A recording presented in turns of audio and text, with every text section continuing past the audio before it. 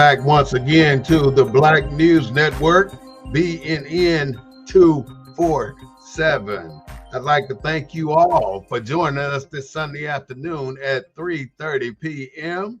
And please, no matter what you do today, make sure you go to our YouTube channel and subscribe to us, as well as our Facebook page, and like us. And especially if you're sitting by your phone and you hear us make a comment that you don't like or a comment that you like, pick up your phone and give us a call at 210-241-5493. And we'll bring you on this show live and hear what you have to say.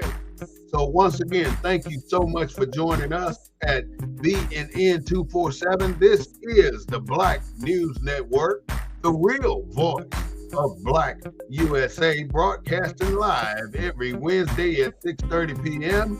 and again on Sunday at 3:30. We don't own the rights to the music, but we do own the rights to what we say. I am your host, Brother Walt Smith-Bey, joined today by my co-host and friend, Mr. Claude. I say we want to thank you, Mr. Claude, for joining us. Go ahead and let me hear what you're talking about today. Well, good to hear from you, brother. Glad to be with you on this sort of wet Sunday afternoon here in Houston, Texas. Well, Pearland, Texas, to be exact location. Glad that we were able to come together another week and talk about issues pertinent to the Black community and hopefully share some introspective and retrospective insights into the issues that we're discussing. Today's talk is about the diversity, equity, inclusion effects on our community. Now, if you recall, we had what we call the Affirmative Action program available for us for years. Now, I'm not going to go into when it came out, when it ended. I'm going to tell you what it was about. The affirmative action in the United States is the active effort to improve employment, educational, and other opportunities for members of groups. Now, this is where they always F us up. When they start talking about stuff for us, they always put words like for members of groups that have been subjected to discrimination. Now, everybody in America have been subjected to discrimination, but not at the level that we have been subjected to discrimination. And that is the difference.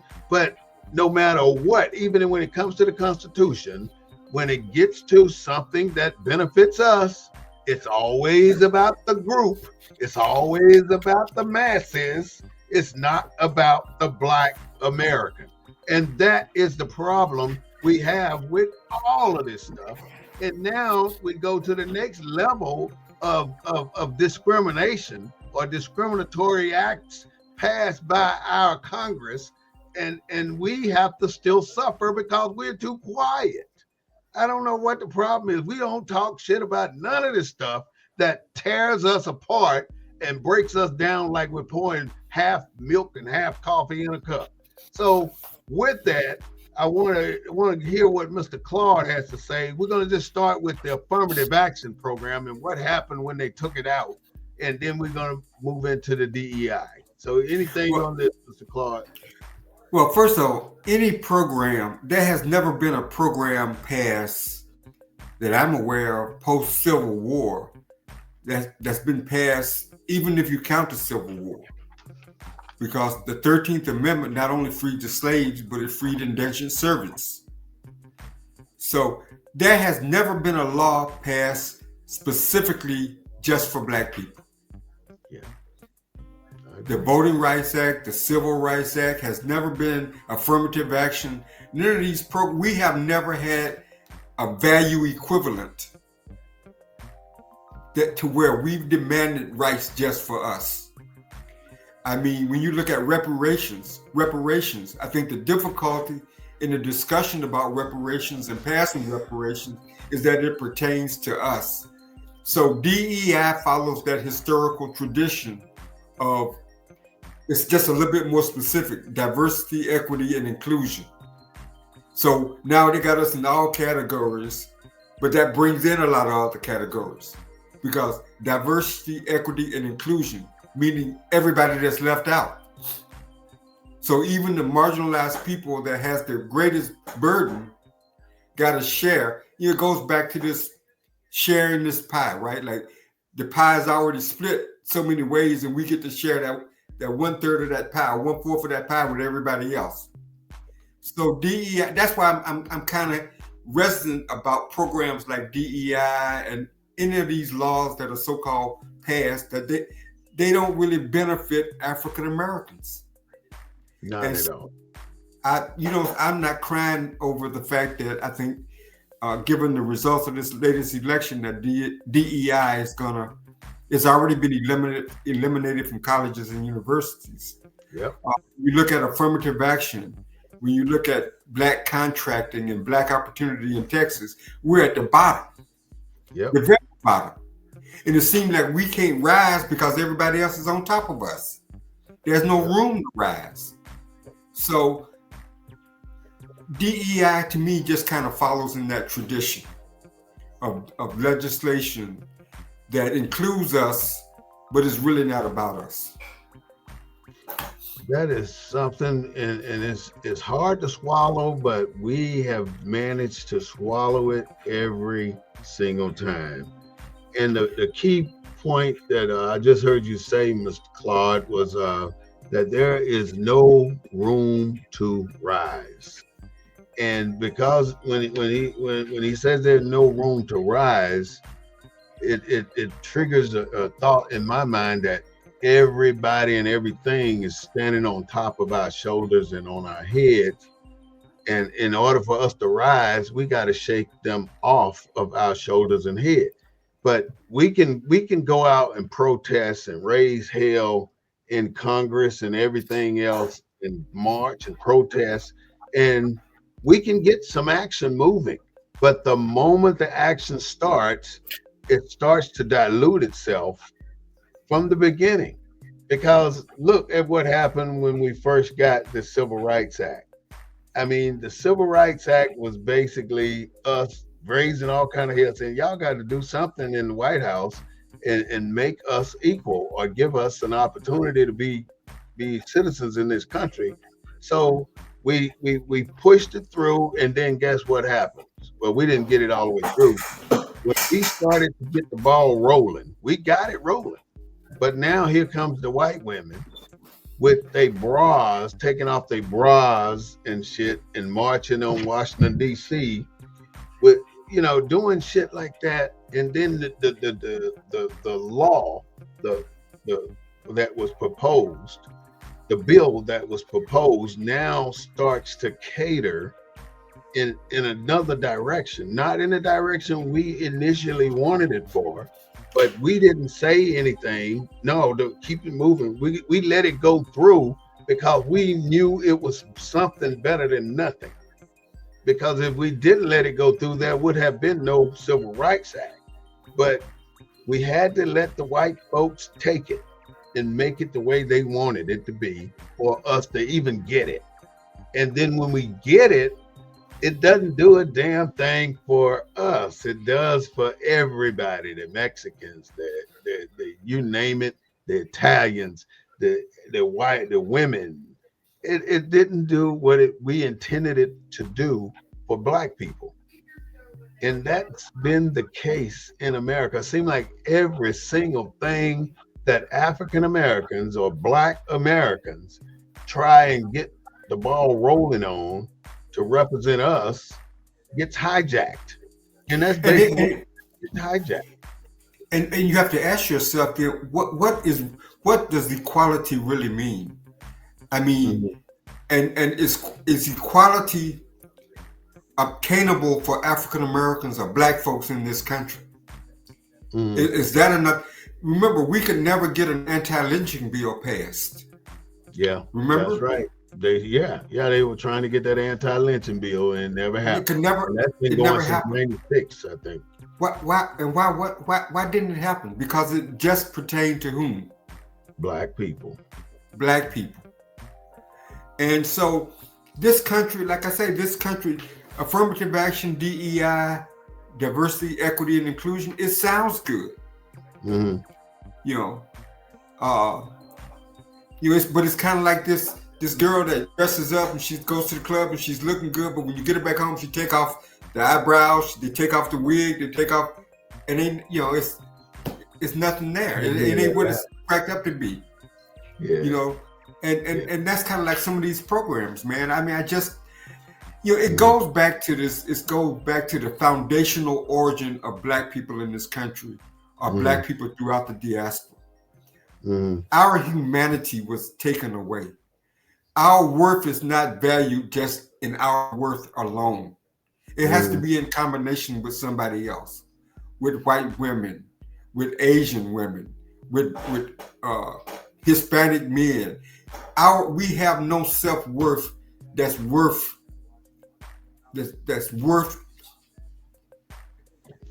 just us, if you know what I'm saying. Yeah. Our whole value is stipulated on on the inclusion of other marginalized groups. We have no value of our own. It seemed like our value was stripped away, and we've tried to get it restored through the passage of laws, like the Voting Rights Act. But it doesn't seem to have penetrated in terms of our qualitative worth in this country. I mean, what I ain't getting here though, Claude, is why is it that we can't get a single thing out of here?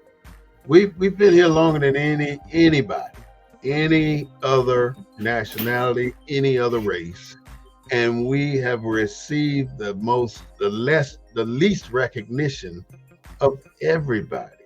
And we have accomplished the least amount of recognition of everybody. Everybody got a niche in this country except us.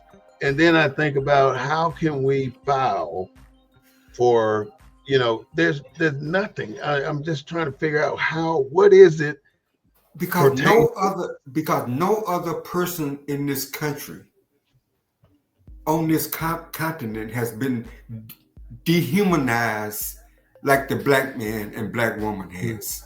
Not just in America. What's with all these people, man? All these preachers, all these damn Black politicians. Why is it that they all want to be politically correct before they can be people correct? They're not our race correct. They won't correct us, but they'll correct themselves to be acting like the other folks over there. They won't bring Black people to the forefront because they think it'll make them look bad. I'm looking at everybody from the old civil rights leaders.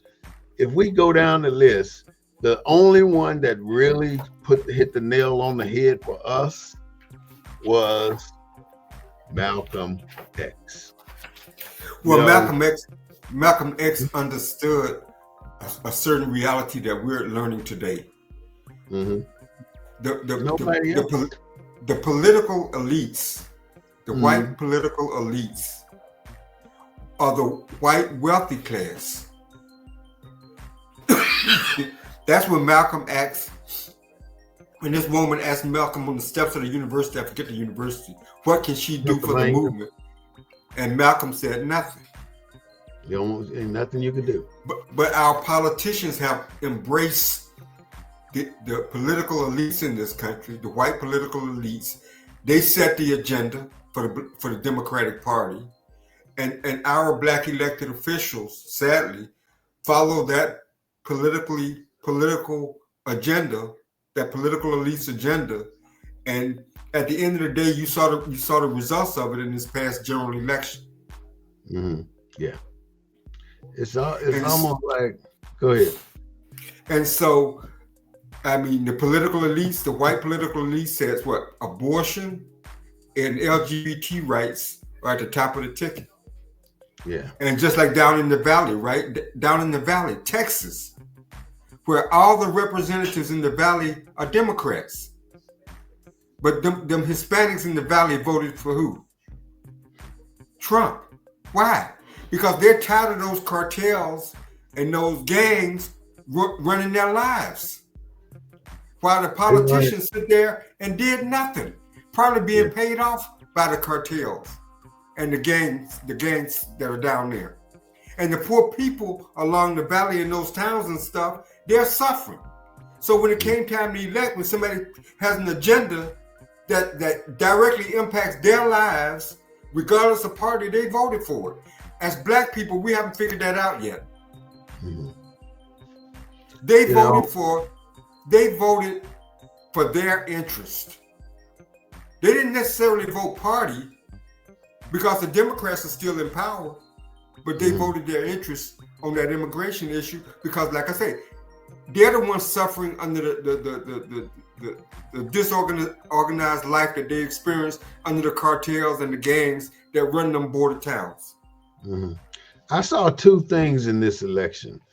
One is that the Democrats are trying to portray themselves as the most intellectual, the upstanding, the righteous about the future of America class.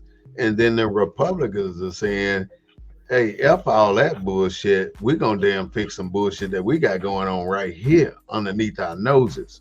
Like this Department of Education, even though, you know, people balk at him talking about getting rid of the Department of Education. You look at the Department of Education out here in our communities, it sucks. I mean, public school systems are bad right now. And when you got so many problems in public school systems, and then when somebody says something about the Department of Education, you want to defend it, then you're saying, I agree with what's actually happening out here in this society. But on the other hand, those the Democrats, the upper scale people now, the Republicans don't care. They on the grassroots issues. They are on the border, like you just said, in the education system. You talk to most poor people whose kids are failing in these schools, they want vouchers. But the Democratic Party, in terms of its platform, are against vouchers. Mm-hmm. Vis-a-vis the people in the valley. Mm-hmm. Were against that open borders crap and the cartels coming in. And so they finally woke up. When are the people at the bottom of the well going to wake up and start voting? Mm-hmm. So that people, I mean, so when is that going to happen? I mean, voting. No, I don't think the people, I think the people voted, but I don't think enough of the people that Chuck always talks about representing, the people that Derek Bell calls the bottom of the well.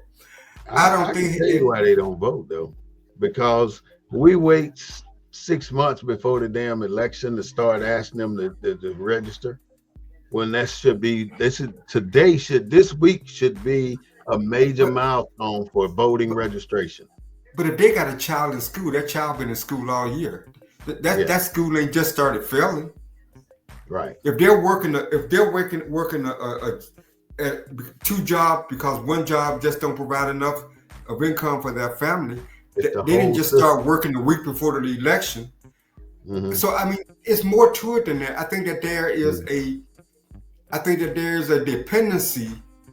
Mm-hmm. Sometimes I think the Democratic Party is a dependency party, where people, I think people tend to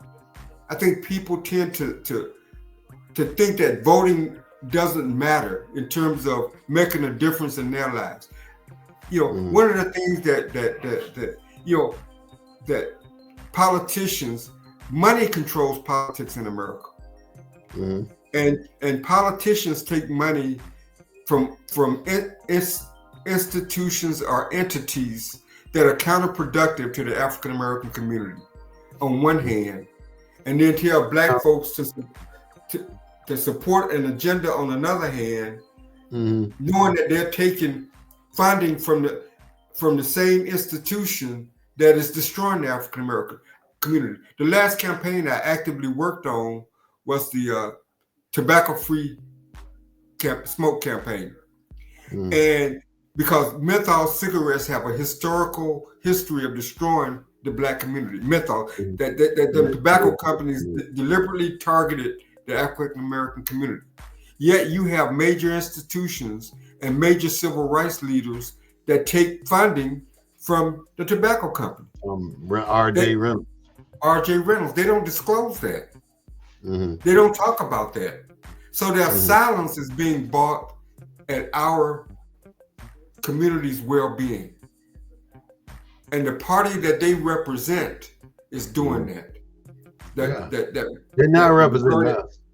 Well, they're trying to. They claim they are, but they're not.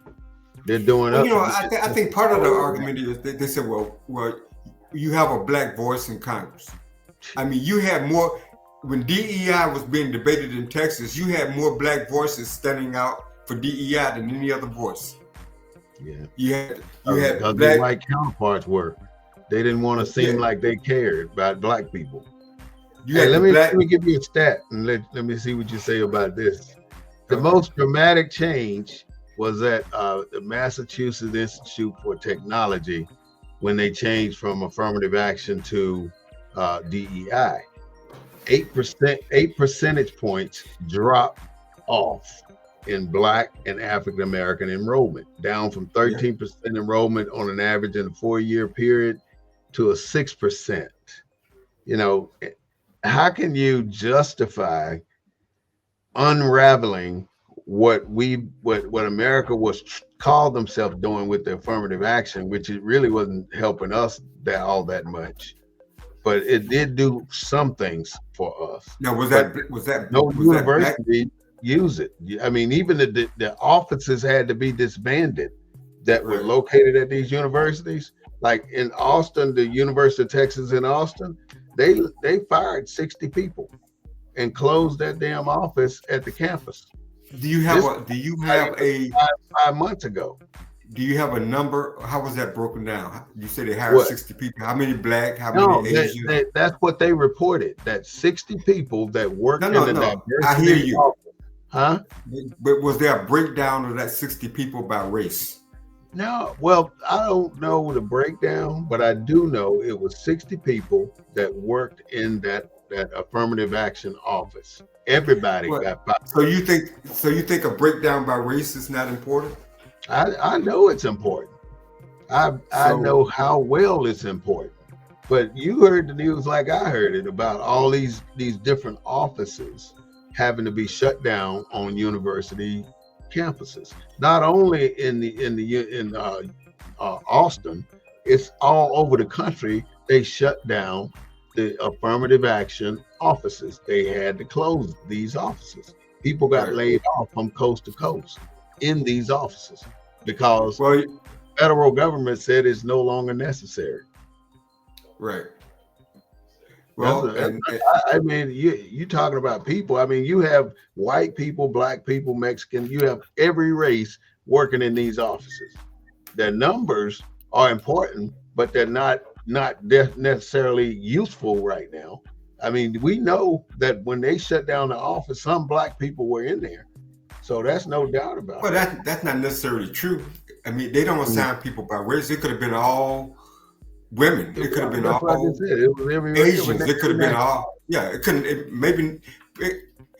No Black people could have worked there, depending on where the university was. There's a diversity office because you're associating Black with diversity, and that ain't this diversity and inclusion ain't necessarily Black. So you can have diversity inclusion in all those categories and not have Black folks in that office. Yeah, even if you on an Indian reservation and got a diversity office, I doubt if you're gonna have any Black people in there. It just depends on your demographics. If you're in a city with mostly Black folks, like in Mississippi, I can't see you having a affirmative action office and not having a Black person in there with the race, with the amount of Black people. With the amount of Black people. I'm sure at Mississippi State or Ole Miss, I'm sure in their DEI offices, they probably had Black people working in those offices because of the population demographic. It's It's too many of our culture. I mean, some kind of way by shutting these offices down, it hurt us because now you have no reason to consider the color of a person, the race of a person, in order for admittance. Look at why do you think the MIT enrollment dropped for African American? Because now you don't have to consider an African American for enrollment for no reason. So you don't even look at their applications anymore. If you find out they're black, they get pushed to the side just like that, just because that there's no law requiring you to look at it. So it affects us wholeheartedly more than it affects any other race. Because, like you said in the beginning of our talk, we're at the bottom of the stratification system. Everybody else stands on our shoulders. We can't shake them off because no matter what we do, if we get past one group, we got another group to contend with. All the way up the stratification system, we have to fight every single class, race of people in order for us to get somewhere. I'll give you a good example. The Voting Rights Act. The people, or at least the people that I remember in Selma, and I was at Brown Chapel Church. I was a child, but I saw the faces. I didn't see no Asians out in the faces. I didn't see too many white women in the faces. Yeah, there were a few. The people that marched across that bridge, I didn't see that much DEI. Did you see any white faces marching across the bridge? But there was a couple. There was a couple of white ministers from Boston who were associated with Dr. King that got killed in the movement. But I'm just saying that there wasn't a whole lot of DEI. I'm just saying that this country, when we look at the Voting Rights Act, right? When we look at Texas and we look at the number of legislators in Texas, the number of Hispanic legislators and others, Texas wasn't covered under the Voting Rights Act. Texas was covered because of the language requirement. So right now in San Antonio, you got to have ballots in Mandarin, Spanish, this, and that. Different languages, right?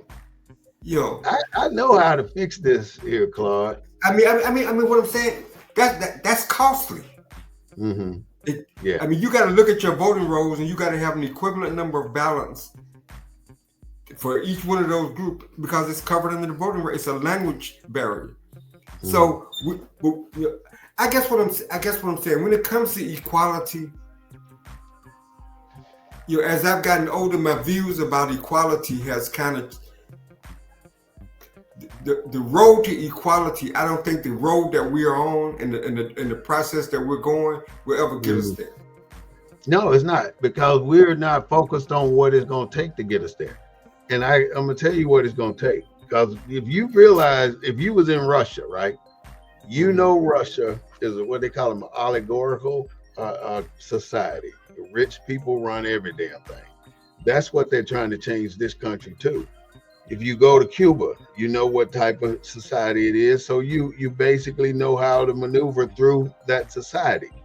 Everywhere you go, you have to learn the ropes of how they operate. That don't just apply to the country. It applies to every single step of life. It applies to every single thing in life. If you're trying to do something, you have to know how to do it.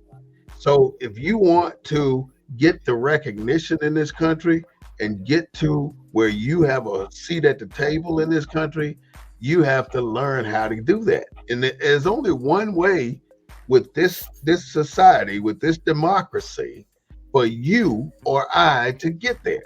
And we're not understanding that every city that's been formed in America has a mayor. Every county has a commissioner. Every state has a governor.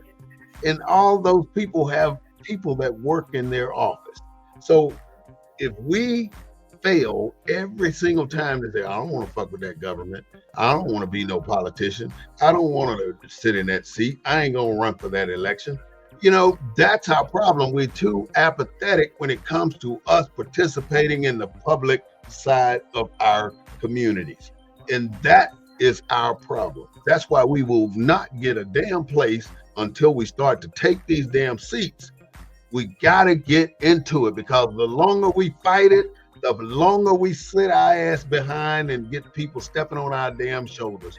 And we ain't never going to get our money there, because we will never put our own self in charge of our own shit. We can't. Let me just say one more thing, Claude. If the white man decides right now to cut off food for us, we got 8 days. We dead. People start dying in 8 days because we ain't got shit to going in our behalf, because we are too apathetic to take control of our own destiny. And the only way you're going to do that in America is to get these damn seats where all these fucking people have been sitting for their damn life. Get them off under them, and you take them from them. And we can't do that without voting. Now, whose seats? Every seat. You start basic. You start right now. You go to your damn neighborhood association. You get elected president in your neighborhood association. Then you go to your city council. You get elected in your city council. Then you go to your city official government. Then you get elected to a higher position, and then you eventually become the mayor of that city. And then once you're the mayor, you run for your damn House of Representative or your Senate. And then we have that. We ain't doing it enough. We're not doing it enough. We're basically scraping the damn surface of where we need to be. Some people so you said we don't have the this is where we need to go. But the majority, 98 out of 100 black people don't want to fool with fucking politics. It's only a couple of us here that want to get involved and do something about our destiny. And it's not us suffering, Claude. It's our damn children and their children and their children. They're going to continue to suffer because we fail to take the initiative to get people involved. We try 6 months out before the election, but that's too damn late. We need to be trying right now, because next year, guess who goes into the seats? The local politicians. Well, one party just spent $1 billion to get everybody out to the vote. $1 billion. $1 billion. They're $20 million in debt right now. They spent $1 billion on this campaign. Mm-hmm. At the last minute. Well, I don't know. Over the 3 months of the, it was a short campaign. $1 billion. You got 48 months. They paid entertainers to shake their booty, to get you to go vote. Yeah. Only when our elected officials, we talk about why people are not participating. Only when they start addressing the issues, the real issues that impact their lives, are they gonna. You can spend $1 trillion and they won't go vote. And I think that's the problem, man. Not 90 days out. We spent $1 trillion today or tomorrow to get to come up with an initiative to get them in the politics, to teach people civics. Then maybe we can get some black people to start participating in key positions, because who controls the wallet controls the outcome. I read an article. You ain't getting shit. I read an article about San Antonio, how San Antonio is growing, and how San Antonio is getting to be a large city, but the poverty rate is not changing. The people at the bottom are at the bottom, even though the city's population is growing. The metropolitanness of San Antonio is changing, but the people at the bottom are still at the bottom. Because and I'm just saying, the people growing are the people they're coming here with money. They're not coming here broke. Right. The broke people still here. And I just falling into that category, by the way. And I just think diversity, equity, and inclusion includes gay LGBT community, It includes a lot of different categories. And see, that's the problem. We're no longer focused on black as we were from the 60s, 70s, and early in 80s. Now we're focused on this group. We're focused on that group, and it has diluted every single thing about us. In other words, we've disappeared. We don't even exist no damn more to let the Americans tell it, let the country tell it, because we're too focused on the gays. We are not focused on us no more. Everything, every damn day, you hear something about the LGBTQ community. Every day. And now you got to plus whatever the hell it is. And Because they have money. commend them for their strategy to them take over the race on people being discriminated against. We're just faded the fuck away. Don't nobody give a shit about what's happening with black folks no more, as long as you got the LGBTQ taking the damn front seat of being discriminated against. They don't give a shit about us because we have allowed ourselves to be sunk back to last place because of our modesty and our damn apathy and our damn belief that our damn salvation is on the other side of the damn hill. We ain't never gonna get there. What was at the top of the Democratic platform in Texas? Shit, I don't know. I mean, I couldn't tell you. Well, I mean, I think the national they ran on abortion rights, correct? And I'm sure LGBTQ rights was at the top. Was at the top of that list. I guess what I'm saying is just like the people, just like those Hispanic brothers and sisters down in the valley, stood up and voted what was in their best interests. And their best interest was not what the party interest was. Right. I don't think that we've gotten to that point. I don't think that we collectively have gotten to that point. And just like, it's like I was talking to a friend of mine earlier today. I'm blessed to have a black U.S. congressperson, a black state rep, a black state senator, a black county commissioner at all levels. And what really does that mean?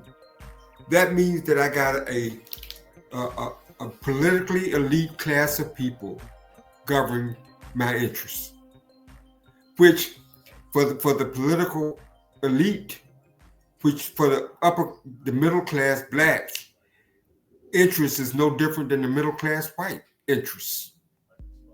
But for the majority of people that make up that majority minority district, they're poor. And so how are our black representatives representing that interest? Have you had a black supervisor in the military when you're growing up in the military? Yeah, my first one was. And how was that? He was a racist. I said a black man. He was racist. I mean, he didn't like black people. Yeah, I mean, the worst racism I experienced was black. He was black. He hated himself. You seen the movie A Soldier Story? He was like the Sarge in the Soldier Story. Yeah. Yeah, that kind of black. And see, that's what I wanted. I admit that's where I was going with that anyway, because every single black, I had one good black supervisor growing up in the military, but most scared of their own shadow, scared of being fair out of fear of showing favoritism to somebody of his own kind. That's the worst kind of supervisor. He had to treat you the worst in order to seem like he was being fair. Fair, right. I've been in that situation before too. And I've had a black supervisor tell me, well, I gotta leave you room for improvement because you know, we're black. We have to do better. You know, that's some shit if I ever heard it. Room for but you giving all the white boys all the damn high marks. High marks. But you got to leave room for you to get better. Yeah. Yeah. Ain't that some shit? Because I used to call people like that afraid of their own shadow. Their shadow is black. And they're afraid of that blackness. And I mentioned that because you mentioned having all these black people in positions. But each of those black people are afraid of showing you the compassion and the interest to elevate you because they don't want to lose where they have made it. Well, it's a little bit more You only see complicated. black people in the east side of San Antonio once a year, that the fluent black people once a year, and that's at the NAACP dinner. They usually have it on somewhere on the east side, and that's the only time they come down there. You don't see them for the next 7 months. You don't see them. You talking about the black social class? They're leaders. Yeah. They come there and they tuck in they white shirts and black bow ties and $800 shoes, and every minister and pastor that's in the city that's black is down there at that dinner trying to get more members and all that bullshit. You know, it's the most pathetic thing I've ever seen in well, how many people at the bottom of the well go to that? I mean, all the workers there are from the bottom of the well, but Chuck told me all the workers were the only way Hispanic. a person at the bottom of the well go to that is they got donated tickets, because the tickets are like $75, $100 a head, Right. and you got 300 to 400 people there, maybe more. You know. So what are they talking? I mean, you know, I come out of the NAACP leadership, so I'm not going to criticize the NAACP. The NAACP has done a lot of good work. I'm a member too. But I've come to understand that the NAACP, the strategy, the focus on integration. You know, we could have learned something from the Jewish community, right? We could have learned this in Selma. In Selma, the Jewish community had their own synagogue, they had their own church, just like we had our own churches. They had their own schools they send their kids to. So they didn't have to worry about getting the wrong kind of education or getting undereducated. They sent their kids to Jewish schools, right? And then they had their own businesses, right? Correct? Yeah. Isn't that what we had as black people? Before integration. Didn't we have our own schools? Before the black church, didn't we have our own church? The black church was different than the white church. It was ours. White folks left us alone. Before integration, we was on the right trajectory before integration. The black church created black schools where we got educated, right? And then the black schools educated the college educated men and women who went back into black schools and taught black kids, right? Right. We had our own neighborhoods, didn't we? Yeah. And we had our own businesses, right? So isn't that what the Jewish people had? But what happened to ours? Integration. Why did we fall hook, line, and sinker for integration? The white man, I had a friend tell me all the time, he said, racism didn't come into play till we started on white people's shit. As long as we had our own stuff, the white man wasn't messing with us. Unless something happened to the white woman. And the white man said the black man did it. That's another whole story about the white liberal woman. We know how that goes. And that played out in this election. Because you see who the white liberal women voted for. Yeah. Their interest was their protector, just like it's always been. Who? The white man. He voted for Trump. You think the white woman was gonna vote for Hillary, for Kamala against the interests of a white protector, her white husband? Come on, man. That wasn't gonna happen. Never expected it, because that's who they were gonna but some Democratic liberals thought that was gonna happen. Thought that abortion.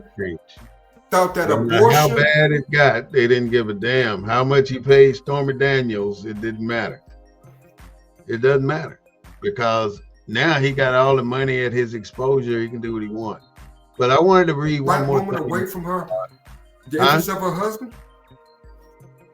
I wanted to tell you what the definition of the new affirmative action program is.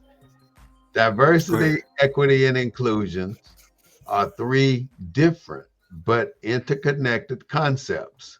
They work together to create an environment of respect and fairness. Do you believe it? Or do Read you? that. Read that again. Diversity, equity, and inclusion are three different but interconnected concepts. They work together to create an environment of respect and fairness. But see, look at how far it is from what the affirmative action program is. It's two different programs. So why would you want to eliminate affirmative action and then create this bullshit? That's no equivalence to the two. That's where it's all. I mean, they want to take away something from us and give us something totally different. Like we supposed to say, damn, this is the replacement. We know better than that. But my thing is, we got all these smart black people sitting in these political seats right now, and none of them are complaining about or trying to change what has happened here. You know, nobody's worried about the people that closed down all these affirmative action offices. Nobody's worried about that. Nobody's fighting it. No lawsuits against it. Nothing. I mean, and it's our people that are the ones who are at fault. How can you blame the white man for what we are not doing? You can't. The white man ain't doing shit to us. We're doing it to ourselves because we're not doing what we should do for ourselves. That's the problem. I don't see the white man as the fault. So you think as the fault for what happened in our past, but not what's happening in our future. So you think there should be more uproar about the closing of DEI offices? Fuck DEI, but AI, affirmative action. I think it should be a fucking nationwide boycott, a strike on that shit. We left them people out there to dry, like they were non-relevant in any situation whatsoever in our society. We failed them. Black people failed them. When they said we're getting rid of these offices, we needed to do something, and we didn't do a damn thing. And that's the problem. That's the problem. We ain't done shit. We ain't said shit. We ain't done shit. We just let the shit go, and we listen to the damn news. Say, look at these motherfuckers. They ain't got no job no more. And they go on about their damn business, and nobody really cares. Nobody give a shit. And they can sue all they want to. Ain't nobody gonna do shit. You can't win a lawsuit that's against the law. You can't. You cannot. Well, I think most people saw DEI as just a professional group of people, a privileged class of people in certain jobs, professional jobs, if you will. And I just don't think that I think anytime you take something and you expand it and you dilute it, people are gonna start demanding that it go away. The same thing about initially when affirmative action was assumed to be about the disinvestment, disenfranchisement of Black people. But once you expanded it and took it outside the parameters of what the original intent was, you upset the majority. You upset. Now they're using programs that were designed for us, filing lawsuits claiming that they've been reverse discrimination. So I mean, in order for it to be reverse discrimination, it has to be discrimination. You know, how can you discriminate against people? See, discrimination can't be an individual. It has to be a people. How can you discriminate against? They claim reverse discrimination against a class of people. Whites are saying, but they're talking about white folks. Right. White folks have been in control of everything since we walked off the plantation. Yeah, but we've never been in control of things at the level they have. You got you got legal groups that have been formed that's got affirmative, got civil rights in their title that don't have nothing to do with the traditional meaning of what civil rights mean. Like the Daughters of the Confederacy. Well, I mean, not. I'm talking about literal groups out there, civil rights groups that are out there dismantling civil rights by saying that the law specifically designed for one group are discriminatory against the very group that were doing this, that was doing the discrimination. I mean, that's how tricky laws can be. Slippery slope. That's what you're saying. It's a slippery slope. So, I mean, so be careful what you put down in writing. Be careful what you ask for, because it'll come back to be used against you. And so that's why I said we got to be smarter than the problem. Our policymakers have to be smarter than the problem. Let's just say we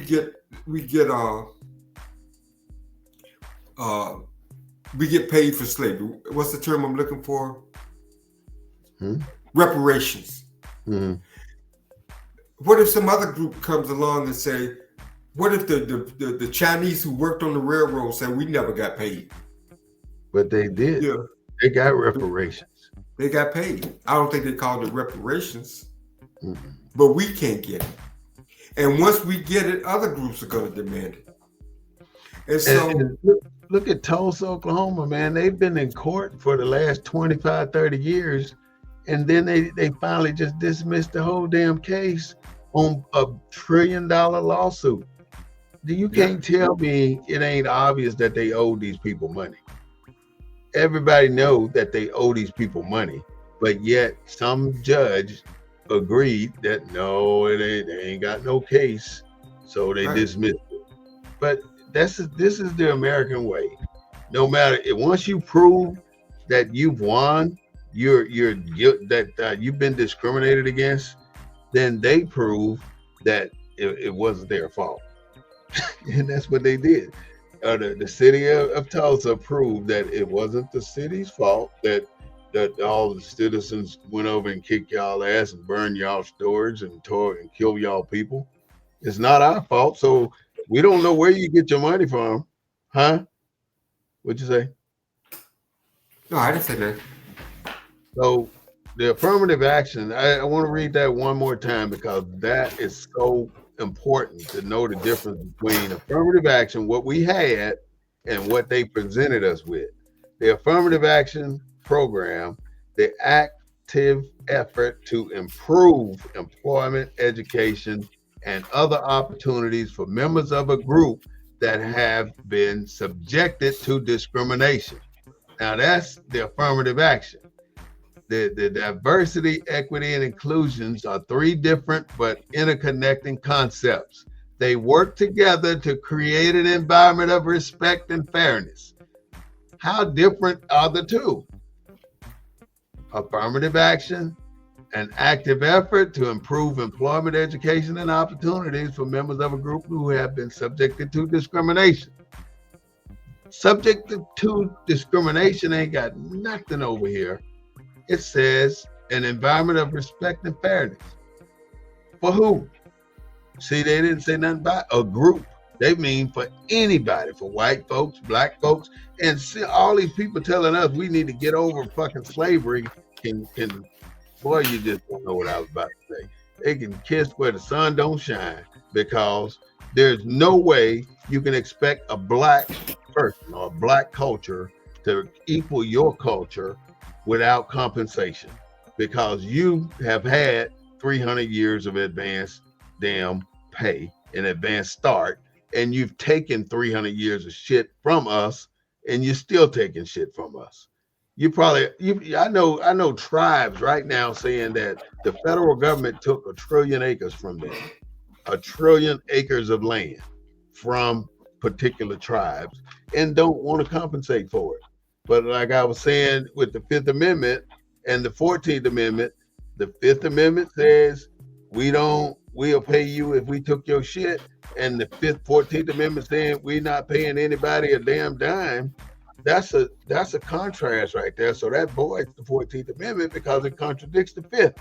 So how can you legitimately, consciously say we're not gonna pay anybody? So if the federal government say we're not gonna pay anybody, the state's gonna follow suit with shit like Tulsa, Oklahoma. We're not gonna pay anybody, and y'all can't do shit about it, because that's exactly what the federal government said.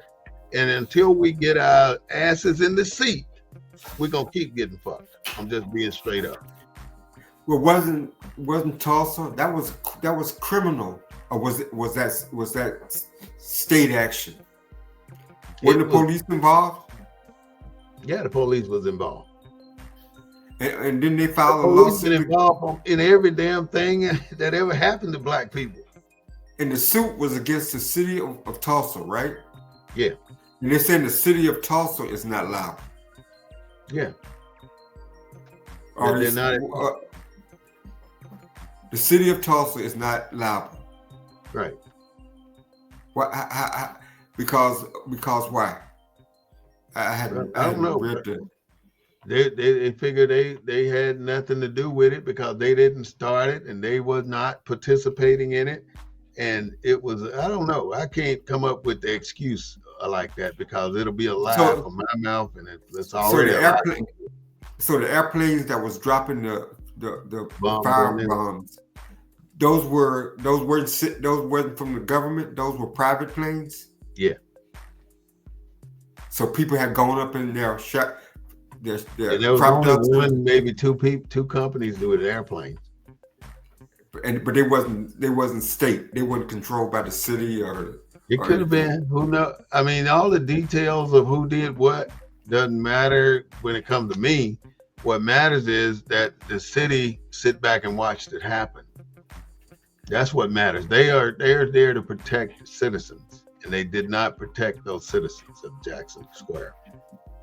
They did. Yeah, I don't see it any different than if a police officer goes out and murders somebody and the city's held liable.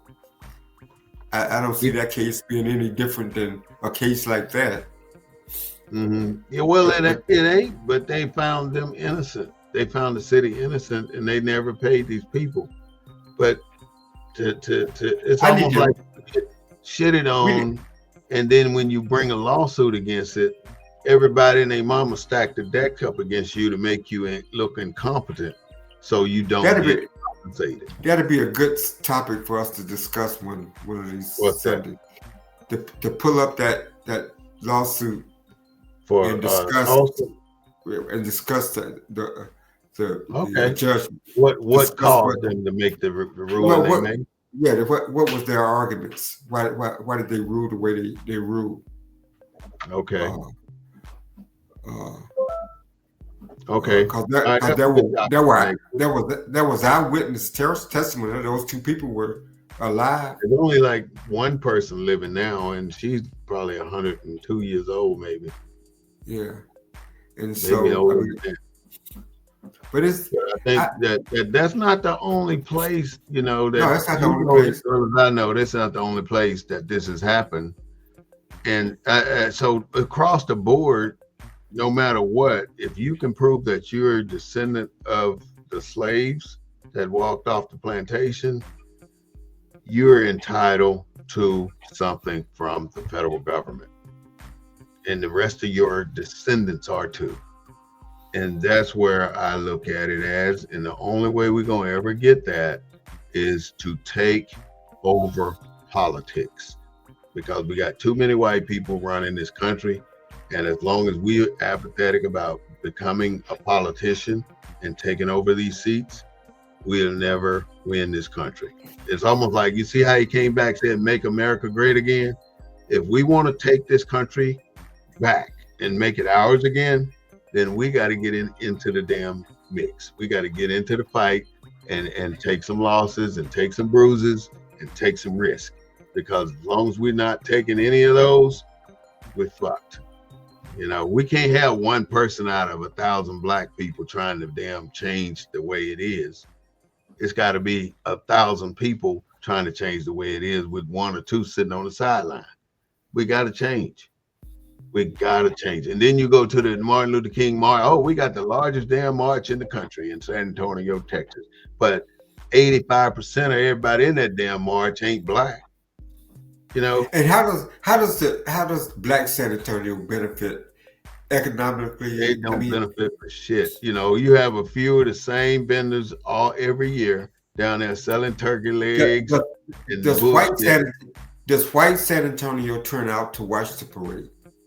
You have some there, not that many. Then you pay $50,000, $75,000 for somebody like Martin Luther King Jr. to come in here and waste an hour of everybody's damn time. for all that fucking money. So City white money. White San Antonio doesn't line the streets. You have people, you know, you have Mexicans, mostly Mexicans than anything. Where's the white people? They in there somewhere. I'm not gonna say no white. Well, HEB sends a bunch of white people there every year.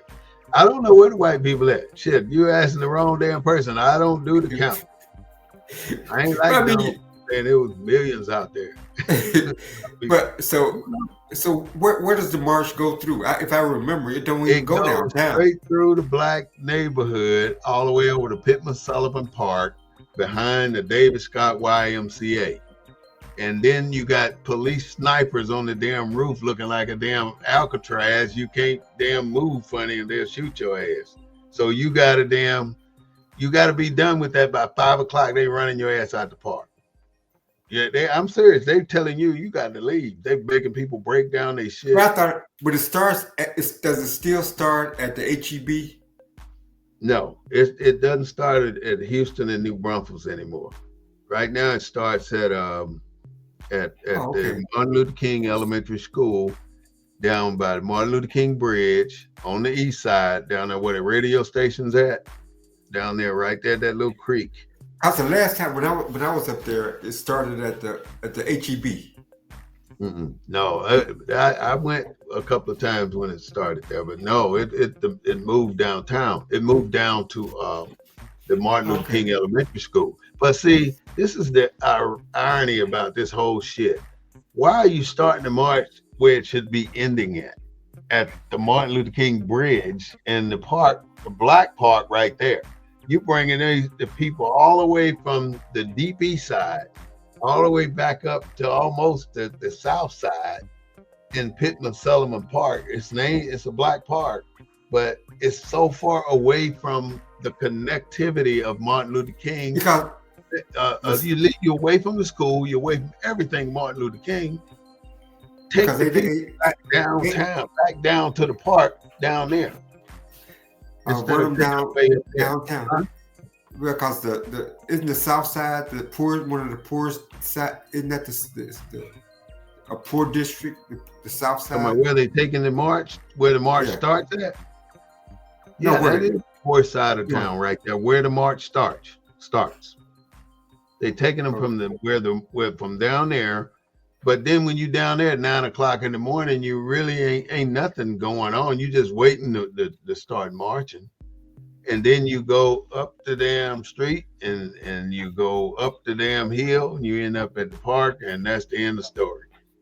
But I just think it's both ass backwards planning and acceptance of some shit that ain't what it should be. Why do you think? Why do you think? Mad at me because I fuss about any damn thing that I don't think is right. I don't give a fuck who doing it, and I don't think that anybody in their right mind would be starting that march up there at the Martin Luther King Elementary School. They should be ending it there, where they can go to the park right there by the school, which is where the black people hang at. Don't no black people hang up at no damn Pittman Sullivan Park. It's a beautifully landscaped, beautiful baseball diamond right behind the YMCA, and nobody use that damn field unless it's the MLK March. That's shit. That's probably why they do it. But somebody black trying to use that damn park down there all the time. And then this is the worst part about it, Claude. They built a $2 million stadium down there, right by the park, by the MLK school. Nobody knows it's there because it's hidden in the back of the fucking woods, and you got to take a back road to get to it. Nobody knows it's there. So the fucking stadium just deteriorating because nobody's using it.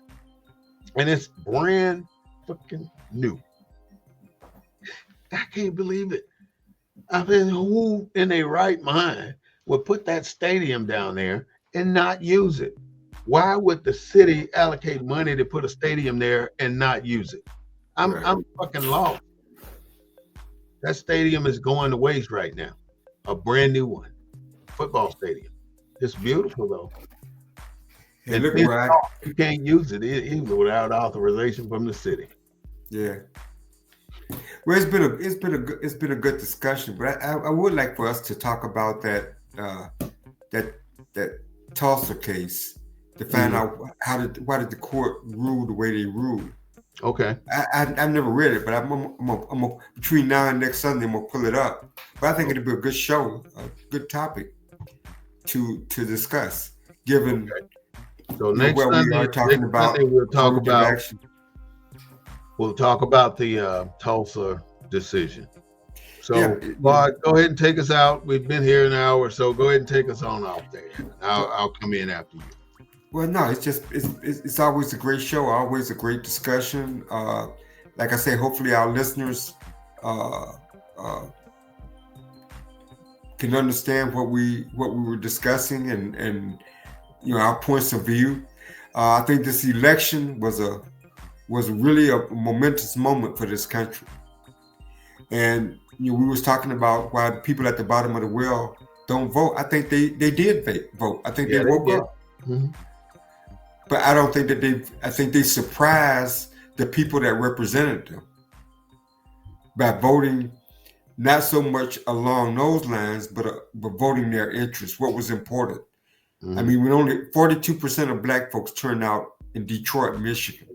Mm-hmm. How you gonna win Michigan if the voters in Detroit don't vote? You're not. Yeah. They didn't turn out in Pennsylvania. Mm-hmm. So even if they didn't go in and cast a vote, they voted. Mm-hmm. Because they told the party that allegedly represents their interests that you're not representing us, that these issues are not important to us. Yeah. So I think this is the first election where either the voters' absence at the poll sent a strong message as if they voted. Mm-hmm. So I think if there is a lesson learned, and I've been talking to people about, it's difficult sometimes to talk about politics anymore. Even though I've worked in politics, I've been a part of politics my whole life. I think it's difficult to be honest in politics. Yeah. And I think what we try to do on this show is be honest. Yeah. And speak truth to power. And so I look forward to our show next week, and thank our listeners for joining in to BNN 247 this week.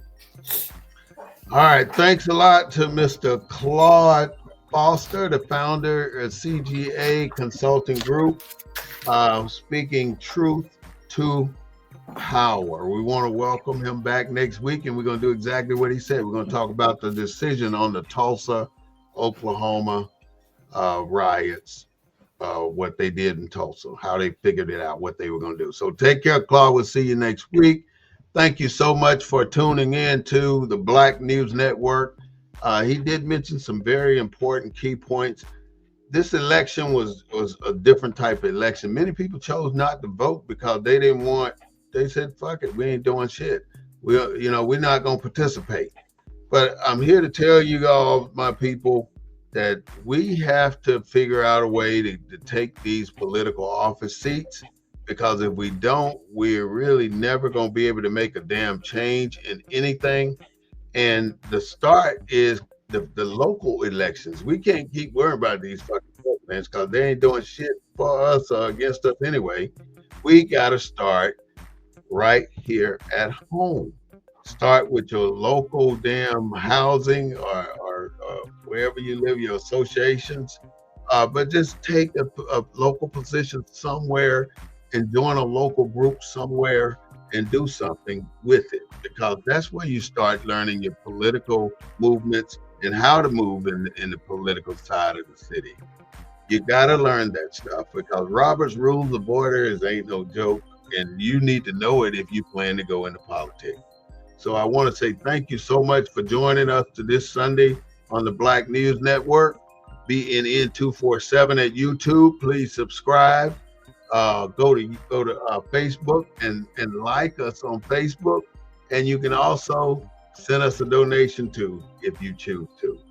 I'm Smith-Bey, your host. I hope you have a good day today and a better day tomorrow. I want to thank you so much for joining the Black News Network, the real voice of Black USA, broadcasting the news from a Black perspective. We do not own the rights to the music, but we do own the right to what we say. For that, I want to say, please take care, and I will see you on Wednesday at 6:30 p.m.